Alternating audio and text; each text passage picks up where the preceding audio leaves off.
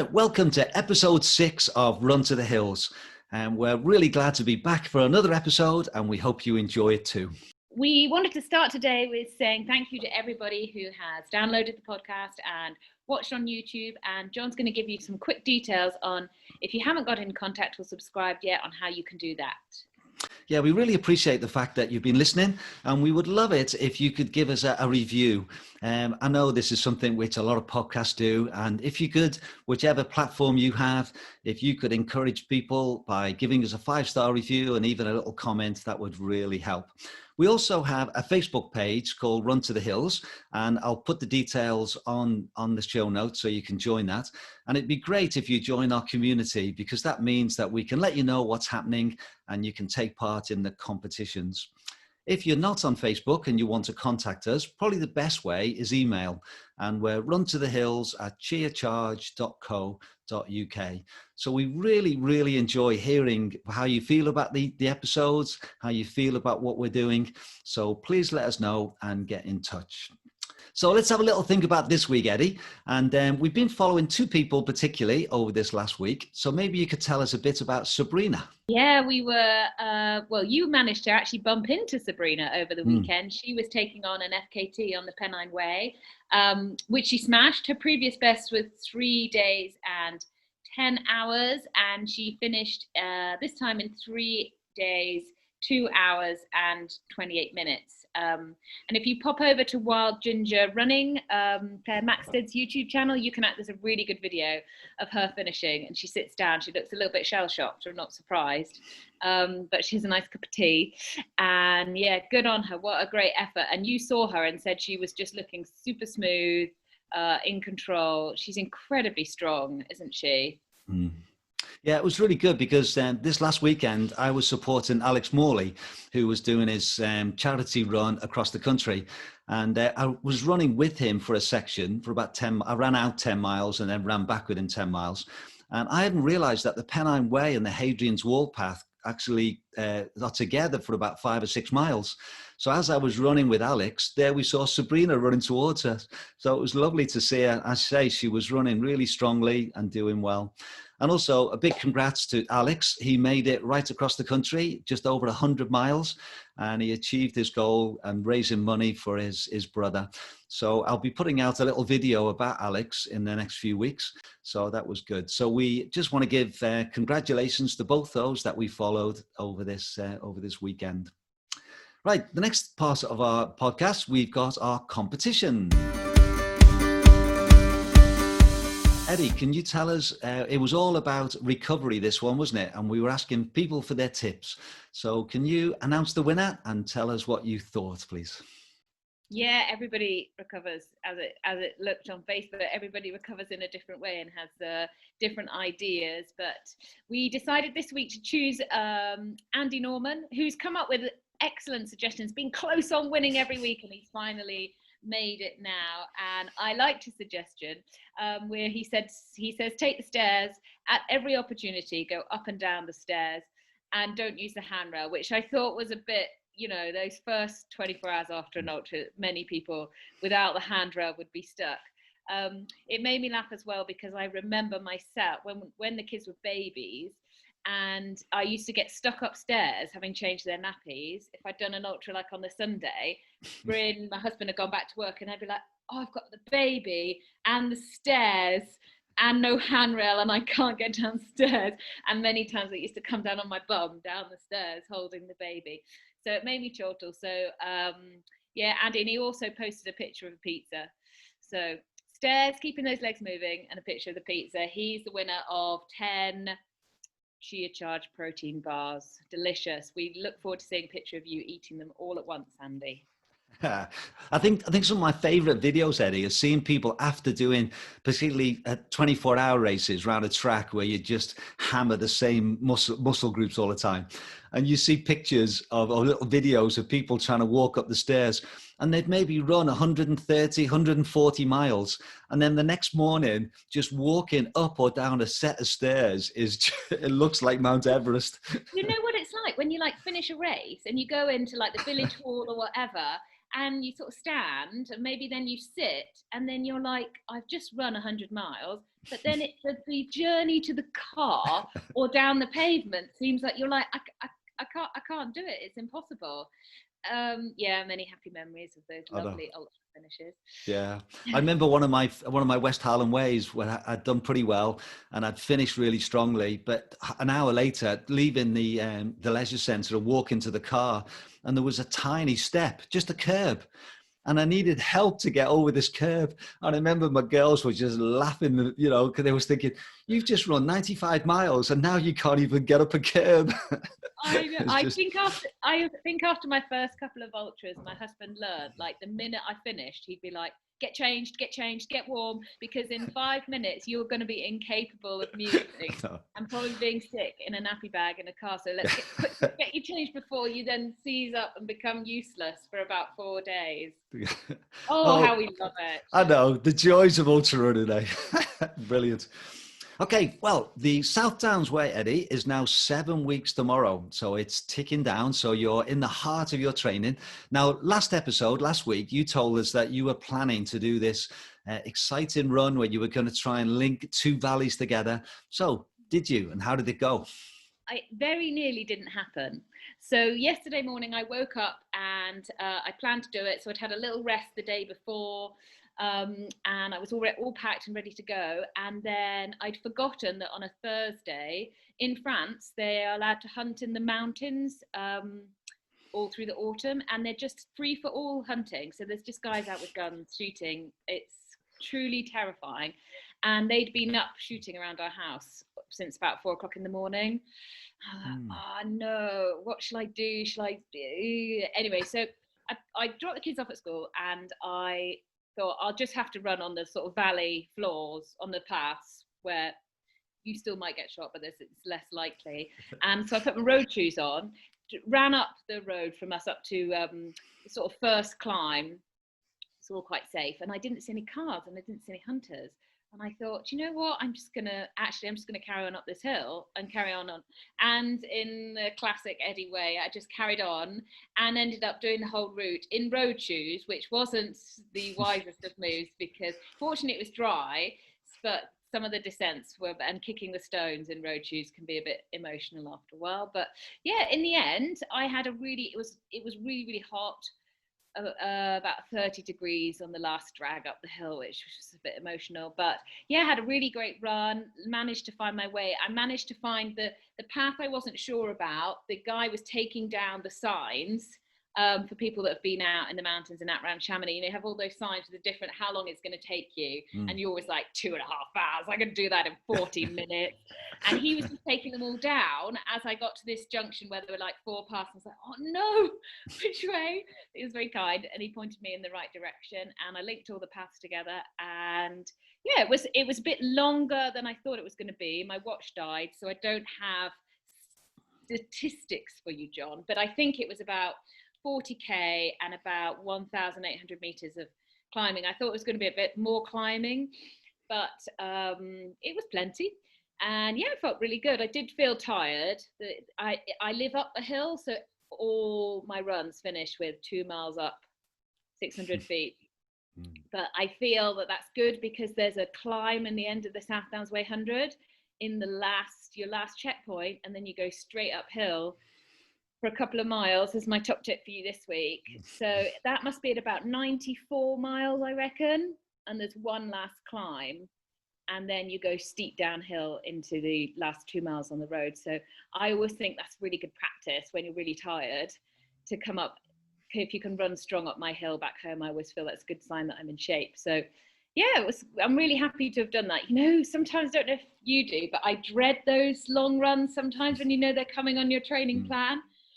But then once you start, as soon as you're out the door, you're like, oh, I love it. But the thought of it sometimes makes you feel, oh no, it's just going to be so hard. Do you get like that about long runs sometimes? Yeah, I do. Yeah, I was just interested. I did look on Strava and I saw that you'd posted it and you said part 1.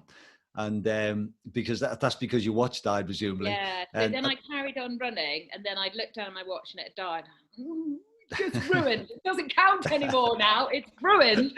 So I started Strava on my phone, but then I sort of missed a bit and I felt that that doesn't really count then, does it? So I'll have to do it again. Yeah, definitely. Yeah, yeah. No, I think I would agree. I think sometimes when you've got a long run to do, it's just knowing you've got that time, isn't it? And once you're out the door and you've got the route plans, then it's great.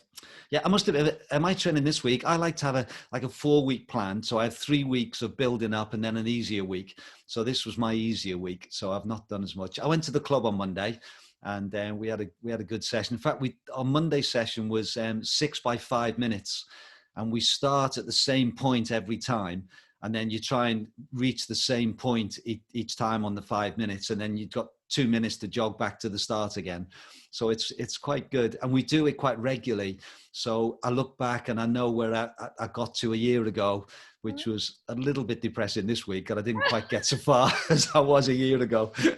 But anyway, but that was talking about that. I did a session on Tuesday, and I do most of my sessions on heart rate, because it's so hilly where I live that pace is irrelevant, because you can be going really fast or really slow. There's no like medium steady effort. And I did it. I devised this. This is a good one for you, John. It's one you could do it's a good one to do by yourself as well. And I did 5 minutes at like sort of 10k pace heart rate, and then straight into 5 minutes at like 50-mile-ish heart rate, maybe a little bit faster than 50 mile. So not quite marathon, but that sort of steady, I could run this for 3 or 4 hours effort. And then I just flicked back and through those paces, that heart rate for an hour. And it sounds really easy. I thought, that sounds quite a nice session, but it was really hard. But it's a really good way to practice that especially in an undulating run where your heart rate's going up and down, and you have to keep getting your legs to move. When you start going up a hill and they feel heavy and you're like, oh no, just getting your legs moving faster and slower and faster and slower. So that was a good one. But I look back on my paces and I'm like, this age is creeping up on you now. It felt like I was going at like 6-minute mile pace, and then you look back on the Strava things, you're like, oh, not as impressive as I thought, but the effort was there. And when you're in the middle of a training block as well, and I worked out like over the last 5 days I've run like 80 miles, so you're never going to be able to. These are just all my excuses that are That's going right. I know. Yeah. Yeah, well done, and we'll look forward to seeing how our training goes over these next few weeks. Right, we thought for this part of the podcast we would just do another little top tip, and it was my turn this time to sort of think about something. And the thing I was thinking about, Eddie, was over the last few weeks, so these first 5 or 6 episodes we've interviewed a number of people, and one of the things that I really enjoy is just finding out how people felt at the end of a race, because I think the emotions are so interesting. For this podcast today, I interviewed Kristian Delacour, and he did this FKT, fastest known time, over the Caledonian Way, which you'll hear all about in a few minutes. And asked him how he felt at the end, and he said there was a mixture of disbelief, because he just missed the signpost actually at the end, but also of elation. And those two things I think sort of stood out. And I was thinking about this, and I look back on my very first ultra in 2007 when I did the Highland Fling, and I remember getting to the end of that, and just as you come up to the finish, it's not what is now. It's a massive finish now with a big red carpet, but in those days it was just a line across the ground. And I remember as I came around the corner and I saw the finish, I started crying. And the emotions that I felt were a real sense of, I'm now an ultra runner. Up until that point, for the last 6 months, I'd been training and building up to it, but I couldn't call myself an ultra runner because I'd never actually done one. And when I reached that finish line, there was just a real sense of pride, and now I could call myself an ultra runner. And I've done 52 ultras now over the last 13 years. And I would say my emotions have got up and down in different ones. Sometimes it's just a real sense of relief that it's over. Other times a real joy. And so a real mixture of emotions. And I think the one which really stood out for me was last year when I did the Dragon's Back. I was 60 last year, and I wanted to do something which I knew was going to be at the limit of my ability. And that 5-day event, 190 odd miles up and down all the hills, I knew was going to be, I had to get most things right to be able to complete it. And so for 2 years, really, it had been one of the things which was in my mind and I was planning for. And on the actual day, the actual week, I'd really tried to keep myself in check all week and make sure that I didn't have too many highs and lows. I kept on an even keel. And I remember when I finished it, and you go into a sports center, and then I went into the changing room to get a shower. And I remember sitting down, and then I suddenly just burst into tears. And I was sobbing, and this guy came over and he said, just let it all out. And I think it was just that real sense that I'd accomplished something which I thought was maybe beyond my ability. And it just hit me. I think all the emotions just came flooding out. And I was just sobbing for a few minutes, just in tears. But I think it showed me just how much it meant to me. And I think that's the thing which I wanted to put across in this top tip, really, is that I think we need to prepare for those emotional finishes, because they can range from such highs and such lows, and just that sense. And I would say there's no two finishes that I've done have been the same. I felt the same way, depending on how the race had gone and depending on how it's been there. And so I was thinking, for a top tip, really, it was just to help people to prepare for that and to be aware that it's not unusual, those emotions, because these things mean so much to us. We are going to have those real emotions as we finish. So Eddie, have you got any ones that stand out for you that would really be an emotional finish, whether it was a high or a low? Oh, so many. I'd just like to say I also remember my husband finishing the Dragon's Back race, and I picked him up from the airport, and he came through, the door sort of opened into arrivals, and he's like dragging his bag, and I gave him a massive hug, and he too cried. And I think those multi-day races are such a deep, you have to dig so deep into yourself and go so deep into yourself that it takes a long time to recover from them. But also you have to, like you said, you have to keep control of yourself so much during the week. You can't let the emotions, if you do a day ultra, it's very easy to run with the emotions, the highs and the lows of running, but those multi-day ones, you can't face those emotional thoughts and demons, can you? You have to keep them all at bay. And then often, they come out at the finish, and then they come out for the weeks and months afterwards when you allow yourself to realize what you achieve. I've had many hard ultras, emotional finishes, and I was thinking about one that really sort of reflected where I am in my ultra career and journey right now. And I think it would be probably when I ran the Anglo-Celtic Plate in Perth in Scotland. And I just had Evie, my third baby, and we stayed in the team hotel the night before, and it was the first time I'd left her. And I spent the night not sleeping, worrying that I'd left my baby, and that I was the most terrible mother. And it was basically her life was over because I'd left her. Of course, she was with grandma and granddad and having the best time, and of course doesn't remember any of this now. But and then the race it's 100K, so it was 62 laps of this 1 mile and a bit around this park. And Bryn, my husband, was crewing for me, so he came along in the morning, and we'd asked for grandma and granddad to bring the kids in sort of like the last 20K, so sort of could focus in the morning. And the race went, as well as it could be, well as it could go, and for about the first 60K, and then the fact that I was only 8 months postnatal caught up with my legs, and I just bombed massively, and I was winning by about 20 minutes.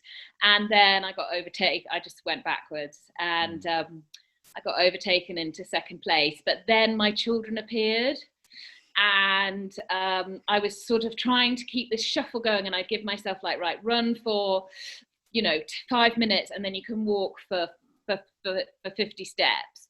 And my quads they were just distraught. The pain was it was just the worst. I've done a ton of ultras, but that quad pain of those flat 100Ks. And my kids started running along through the park sort of to catch me either side, because you could run across this rugby pitch.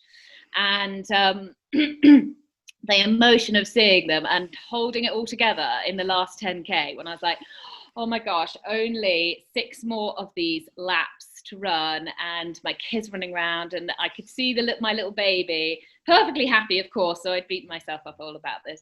And I kept on going when it was so hard. And when you're running laps, you can't get away from anybody. So you're seeing people all the time. When you're out in an ultra and you have a bad patch, nobody will see, and you can be running for hours on your own. But of course there were people watching all the time as I was going through this. I had to work so hard to maintain that sort of mental composure, because all I wanted to do was cry. And I was so proud of myself for battling through that and for finishing. And I remember finishing and getting the England flag, and though I was disappointed with the time and not winning, I remember, I've got a great photo, and I remember the first thing I said when I finished was, "Where's my baby? I want to cuddle my baby." And I got hold of Evie, and I had kids, and then the kids got my prize at the end. And I was like, though it was awful, the race, it was really hard.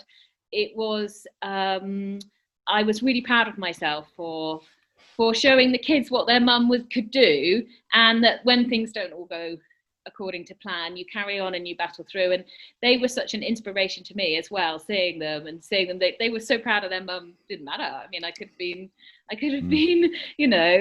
walking, I could have been coming last. They wouldn't have minded. They were just like, "Look at mum, she's running round and round this path." So that was really emotional, because it showed what I could still do and how deep I could still dig after having the kids. And something my husband then said to me afterward, that was like, it doesn't matter, you go and do your sport, whatever you want to do, but you have to be enjoying it, and you have to be, even in those really dark moments when obviously you hate everybody and you're not enjoying it, but as long as you're out there and you're having fun, doing what you love, you don't need to worry about what we're doing, and just focus on what you're doing.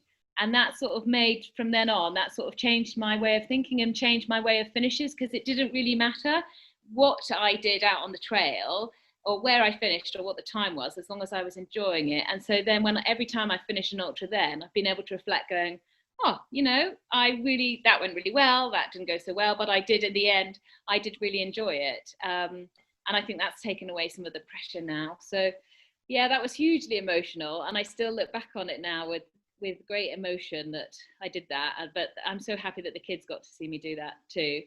I expect tears as well, probably at the end of the South Way, John, as I wait to get the finish. That's right, you will. Yeah.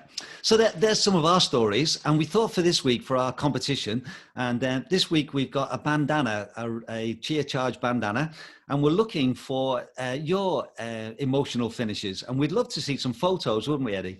So if people could send a photo and an explanation of how they felt at the end, then we'll judge those, and we'll have a prize of a bandana for next week. The ugliest photo finisher that you can muster. The more emotion, the better. Yeah. Just one warning though, we'd rather not have feet if possible. Oh yes, no feet. They'll be deleted instantly. Yeah. No fairness, no nakedness. Yeah. Okay. Well, thank you for sharing that, and that was really interesting to hear as well about our emotional finishes. So for this, the main part of this episode now is an interview that I did with Kristian Delacour. I was really keen to speak to Kristian. He's just done an FKT, a fastest known time, and he's someone who is quite into his fastest known times. So I asked him a few questions about how that comes together, and I learned quite a bit actually, Eddie, about just the how it works out, whether it's unsupported, supported, and part supported. There's different categories. So it was really interesting just to chat to him. So I hope you enjoy this interview. It lasts about 35 minutes or so, and you'll find out more about Kristian and more about what he's just done on the Caledonian Way.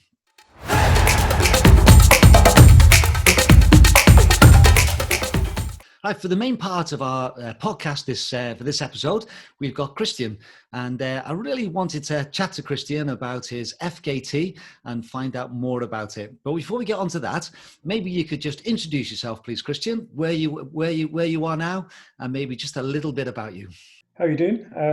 My name's Kristian Delacour. You may have seen me running around places. I've been in the ultra community now for 4, maybe 5 years. And I currently reside in South Lanarkshire. Fifer bred though, so Can't take the man out of 5. Excellent. And for a job, what's your career? What do you do, Kristian? At the moment, I'm a draftsman. I've been a draftsman for 20 years, and I assist in the design of bridges. And one of the most notable is the Queensferry crossing. Oh. So, wow. Yeah, I was on that project for about 7.5 years as principal technician. So. Oh wow! Yeah. So that must have been quite a thing when it opened and it finally was in use, was it? Absolutely. I have many hidden photos of parts of the bridge you'll never see. So, yeah. Oh, wow, that's really interesting. Okay, so obviously this podcast is about running, and it's about ultra running in particular. And we wanted to have this episode thinking about FKTs. So obviously the first question we need to ask really is, what is an FKT? I think it's one of those phrases that is spread around, and I would imagine most people listening to this, watching this, will know what it is. But maybe for those who don't, you can just tell us a little bit about what an FKT is, please. Yeah, I guess the easiest explanation of an FKT is fastest known time. There is some debate about whether it should be called an FKT or a record, but that's a completely different scenario. So we'll leave that aside. But for me, when I've got involved in the FKT scene recently, within the last sort of 6 months, maybe a year, I'm looking at FKTs in a bit of a different scenario, and I go for a first known time. So I become a trailblazer and set out routes that people haven't done before. So that's where I'm using it at the moment. So. Oh, that's really interesting. So I didn't realize that that's a thing, is it, for the first known time? First known time, and as my coach says, world's first. Yeah, excellent. Okay, well, we'll maybe come on to that and see how that works on. So there's a really good website, isn't there, which I just came across fairly recently, run by some guys in America. So maybe just tell us a little bit about that. Yeah, FKT.com is. I guess FKT has come from America. They're really heavily involved in FKTs and setting FKTs. And if you go onto the website, you'll find that across America, there are far more there and in Europe than in the UK. We're steadily populating the UK with routes, and people are obviously going out and setting FKTs under their own violation, and then adding them to the FKT site. And I will say that, having used it a couple of times, anybody can set up a route and submit a route to the FKT, and it's down to the guys that look after it if they'll publish it or not. There's quite a strict criteria that they hold about what gets involved or what gets published on their website. And if you go out and set an FKT, obviously you then got to record what you've done, verify that with a GPX file or some sort of digital record nowadays. It's not enough to say you've done it and then just, a photo at the finish and a photo at the end, and you've done it in 25 hours. It's there's got to be a bit more to it nowadays. Yeah, so. Yeah. I noticed as well, Kristian, if I've looked up your on the site as an athlete, and you've got 3 down there, and you've got 1 supported, 1 unsupported, and 1 self-supported. So maybe you could just explain what the difference is between those 3. Indeed. Supported is obviously you can have a team with you, with a van, camper, people that essentially help you along the way and will, I wouldn't say mule for you, but they'll certainly take, if you're going for a long run, your fluids, change of clothes, shoes, all of those kind of things to a designated point further up the route, and you meet them along the route. That's fully supported. Self-supported is you take everything that you need for that particular run, routes, or whatever, for the duration, and that can be quite logistically impossible sometimes, depending on how far you want to go. But you could actually do drop bags on, let's say, a 200-mile route or a 500-mile route, and go out round the route prior to running it, and essentially hiding in places drop bags for you to get along the route. and the last is a bit of a mix of the two. It's not actually getting support from people, but you can use shops along the route to sort of resupply as well. So there's a really clear distinction about what is supported and what's self-supported, you know, and unsupported as well. So. And of those three, in your experience, what is the most common? Supported seemingly seems to be the thing. I guess it really comes down to the length that you're actually doing. It gets more challenging the further you run, I would say. On my attempts recently, I thought about it as an unsupported or self-supported, and it becomes quite logistically difficult. So you have to plan it a lot more, and there's a lot more in the background to think about things that could potentially go wrong. And if you are going remote in some of the routes that you're doing, where do you find fluid? Where do you find food? You know, so it's quite challenging the longer you go. Yeah. So on Run to the Hills last week, I interviewed Donnie Campbell, who did all the Munros. Great interview. Yeah, thank you, thank you. Yeah. And that was supported, wasn't it? Because his wife and so people meeting him. Sometimes he had people with him.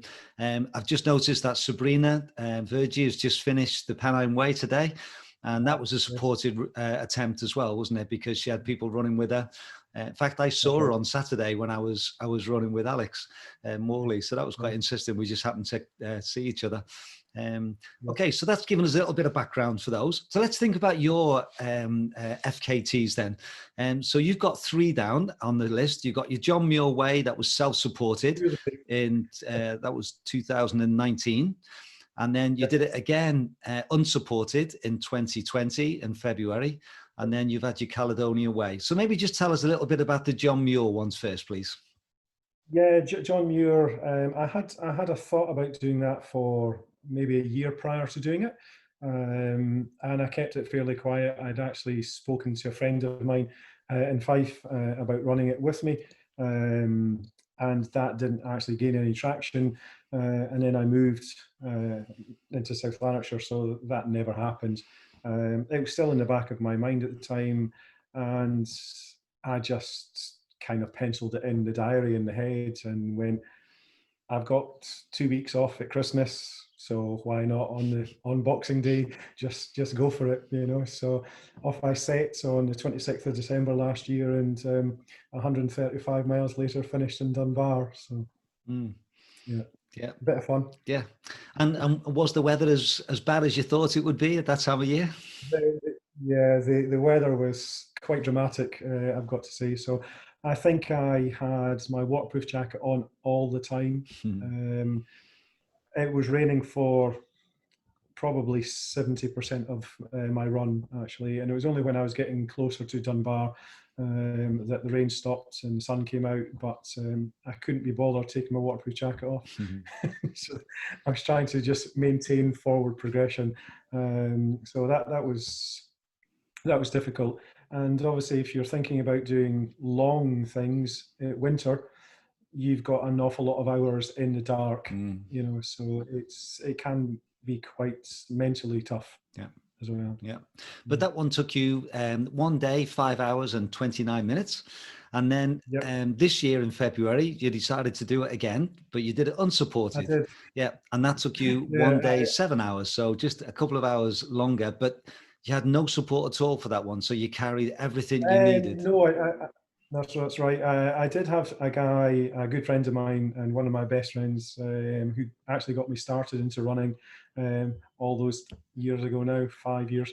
And he just he was living in Bo'ness, still does, and he wanted to do a section and run back to Bo'ness with me. So I think he did about 30 miles with me from Edinburgh back to Bo'ness.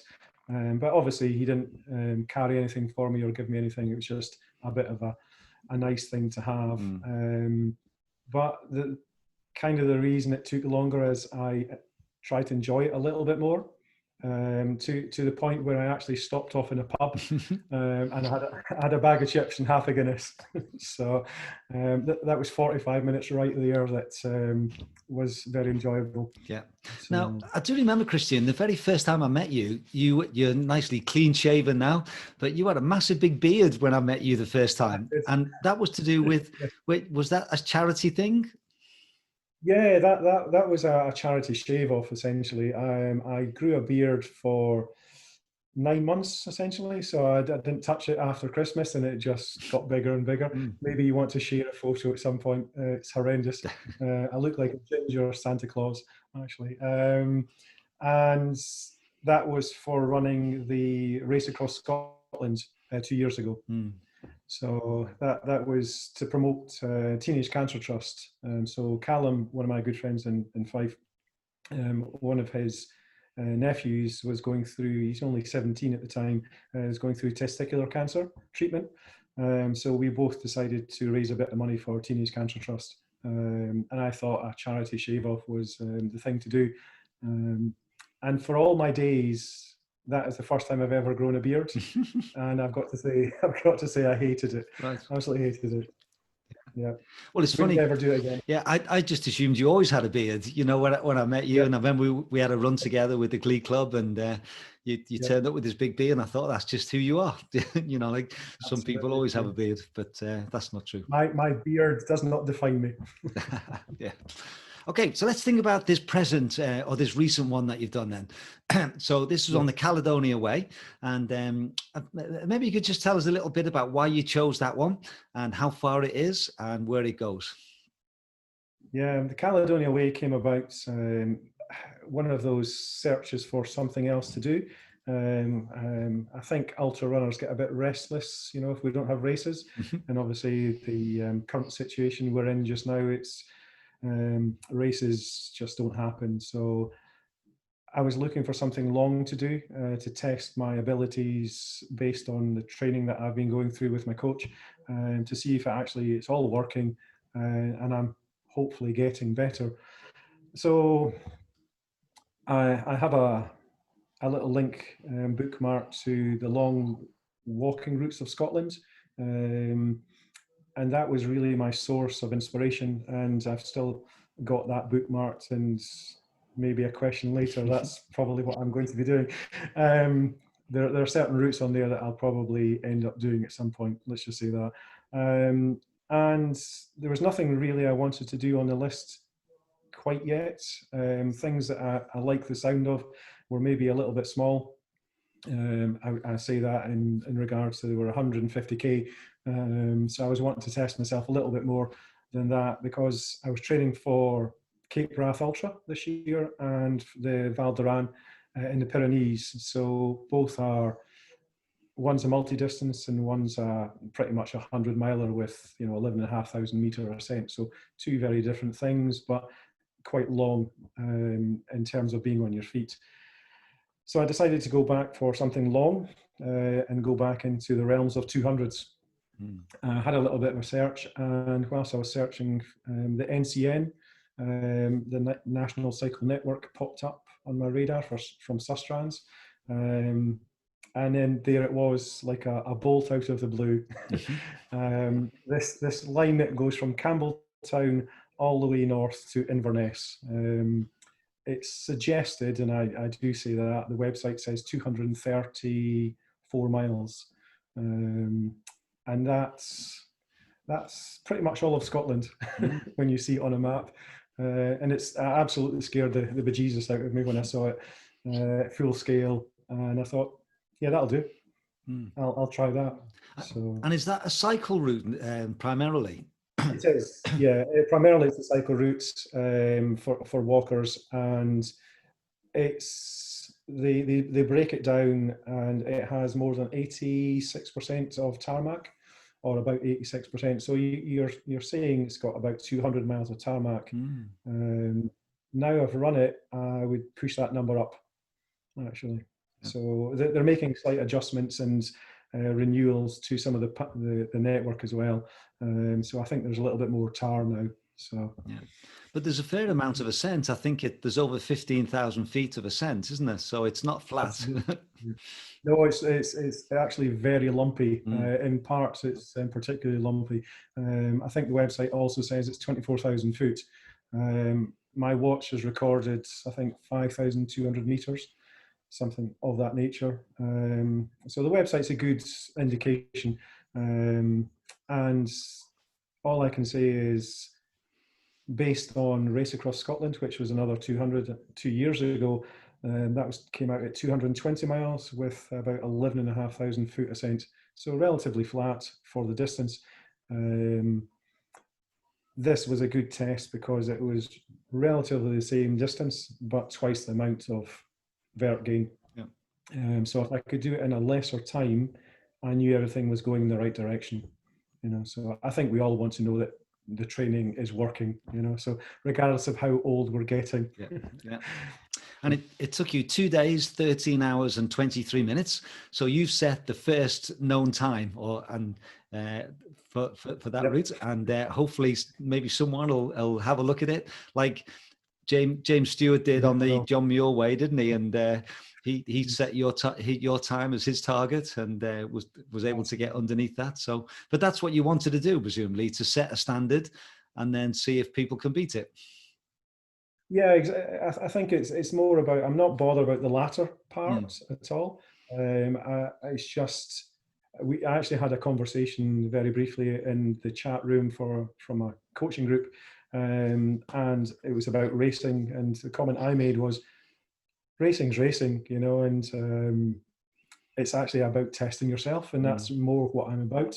And the websites and blog that I created from my immersion into running is actually challenge of the self. So I think that embodies everything that I'm about. It's about testing my abilities, and there's nothing finer than trying to run 200 miles to see if you're capable or not. Yeah. So, yeah. So just go back before you started then. So you trained well. You did it in 2 days, 13 hours. Did you have a target that you were aiming for? Did you get inside that, or were you roughly on what you expected? Yeah. Again, the website has an indication for cycling and walking, and they're very conservative. I think the cycling is under a day at 15 miles an hour, so quite sedate, but with the amount of vert, you could certainly do it in a day. And I've read a couple of blogs with cyclists, which was a good way of finding out more about the routes, because there's only about 30 miles of that route that I know, and I hadn't been in a lot of the places at all previously. And they suggest, and this is quite strange, the first time I looked at the website, I'm sure it said 72 hours for walking. I went on last week and it's now 78 hours. I don't know what's changed. But again, it's about 3 miles an hour continuously. Most walkers, I've never met one that wants to walk 70 hours continuously. They do it in 30-mile stretches and have a bit of a break, generally in a bed and breakfast, and then go on the next day. So that was a guide. I knew my time from Race Across Scotland was just shy of 70 hours for 220. Different terrain, I have to admit, different weather conditions. But the way I was feeling, I was nervously looking at 60 hours. I thought it's a good chunk off what they think about walking, so it's a decent pace, I consider it, at least anyway. It's not maybe a decent pace to James Stewart, but it certainly is for me. So, and it all went reasonably well. As you say, I came in 2 days and 13 hours, so 61 hours, 23 minutes. And if we take off the ferry crossing at the top of where I was stationary at Fort William for 1 hour, 40 minutes, but we can't do that because it was a continuous clock, obviously. But because I was stationary, if there was another ferry involved, I probably would have been a lot closer to 60 hours. Okay. So I'm very happy that it was 61:23 because clock is what the clock is. Yeah. So, Well, yeah. congratulations. And during that time, did you get much sleep? I would imagine you were trying to keep that to the minimum, but did you sleep at all? Absolutely. Yeah.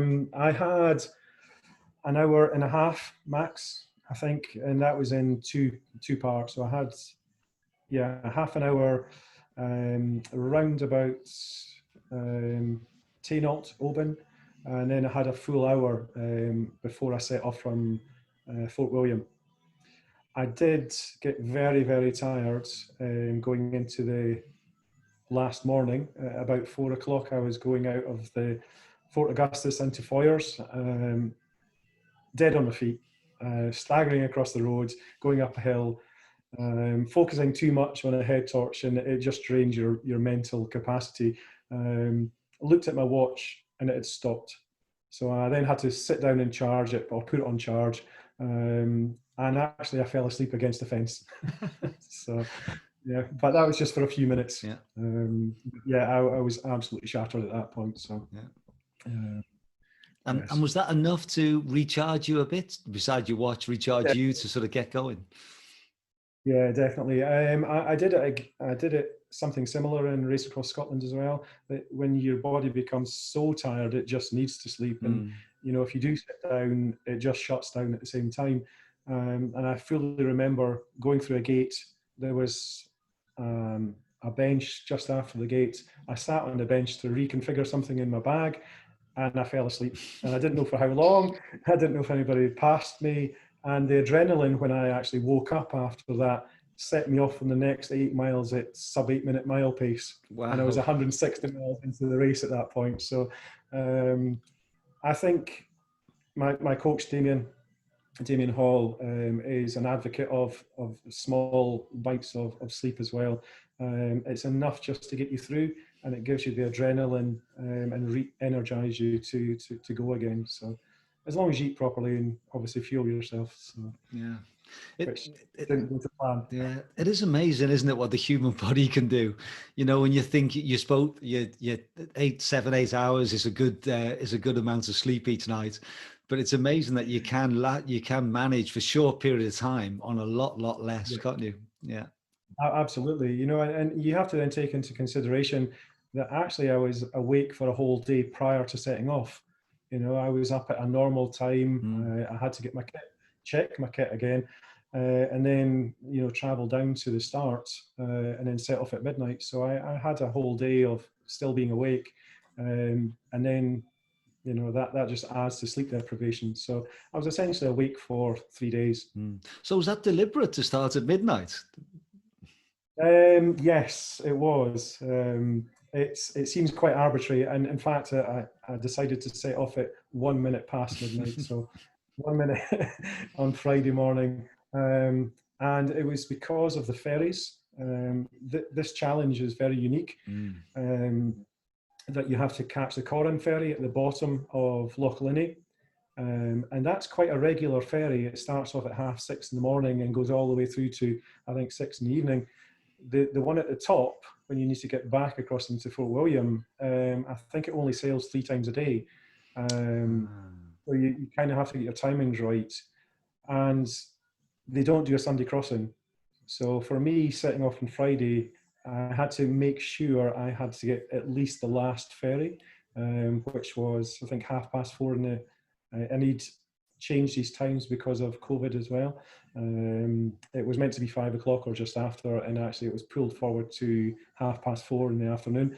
And that had to be absolutely on that ferry, or it's a 20-mile running detour. Right. Okay. So you don't want to add 20 miles on just for the sake of it. So.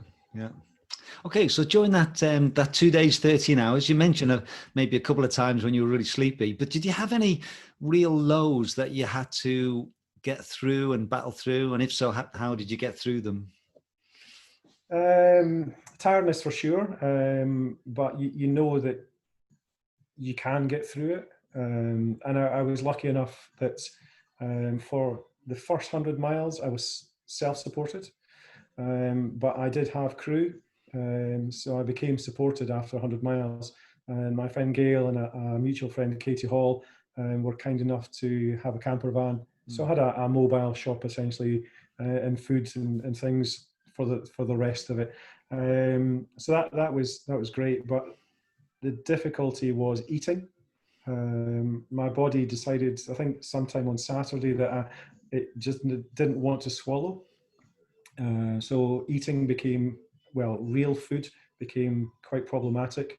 It took me an hour probably to eat half a Snickers.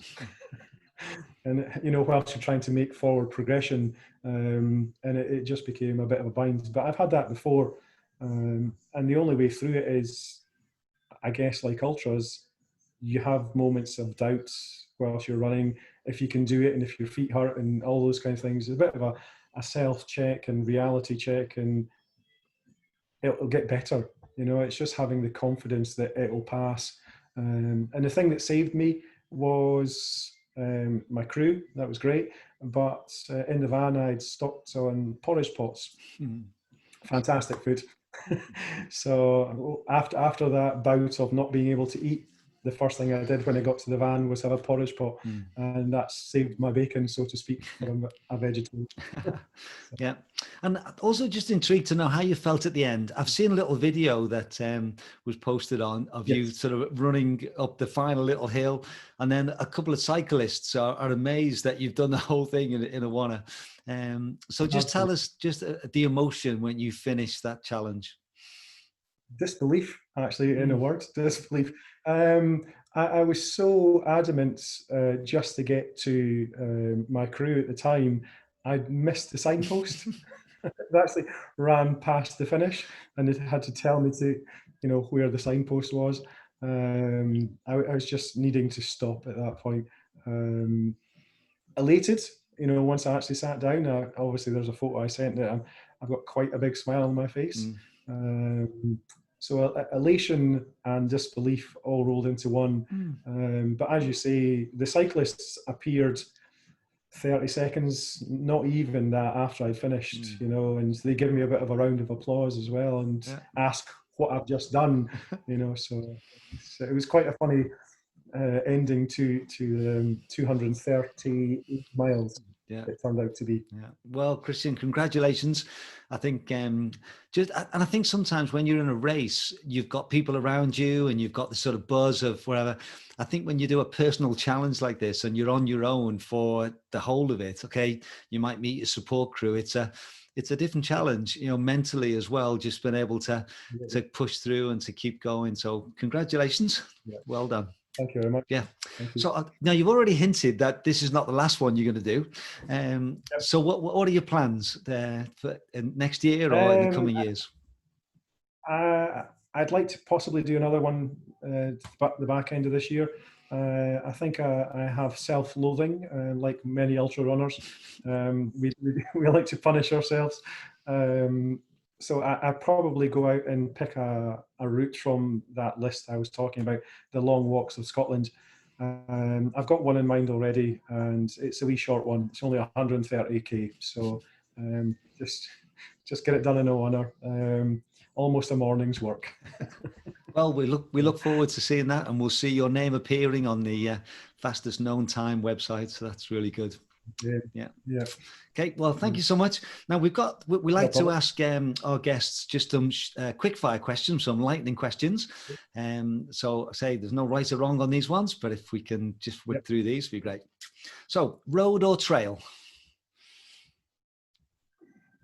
Having been on 238 miles of road, probably trail. Yes.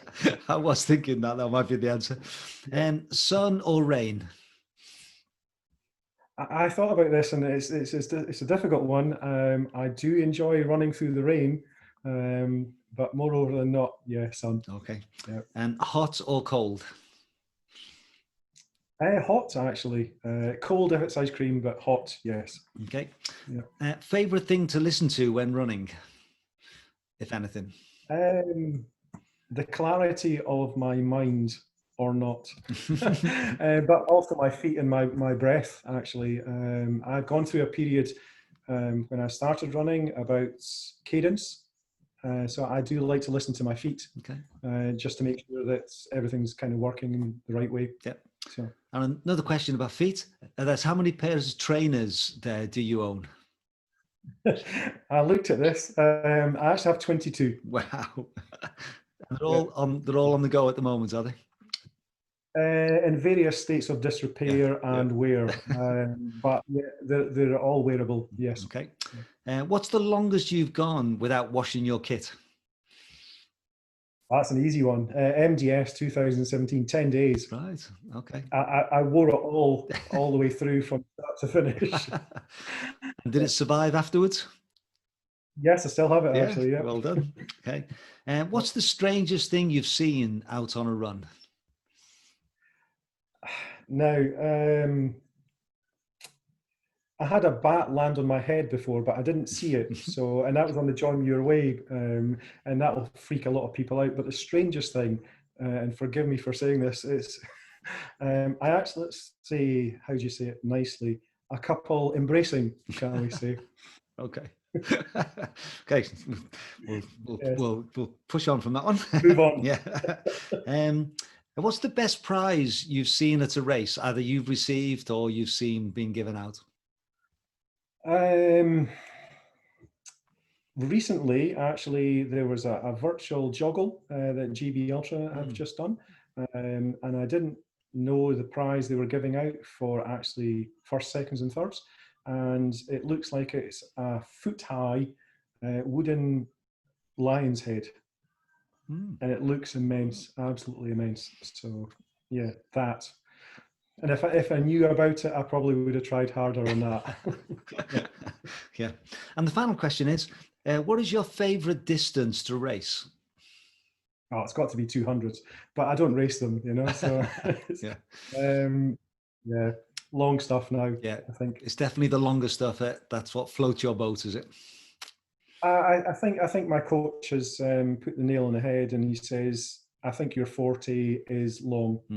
You know, you know yourself. We turn up to races in Scotland and elsewhere, but small stuff's 40 miles, isn't it? So it's and when you get that over and done with in, let's say, 7 hours, you know, if you're running well, it's tiring. You know, 200 seems to, you can kind of take your time. Okay. I think I'm in better shape at the end of a 200 than I am at the end of a 40. Let's just say that. Wow. Yeah, that's interesting. Great. Well, thank you so much, Kristian. We really enjoyed this chat, and it's just interesting to see how you got on and your thoughts there. So thank you very much, and we look forward to seeing what you do in these future FKTs as well as other races. Thank you again, John. It's been a pleasure.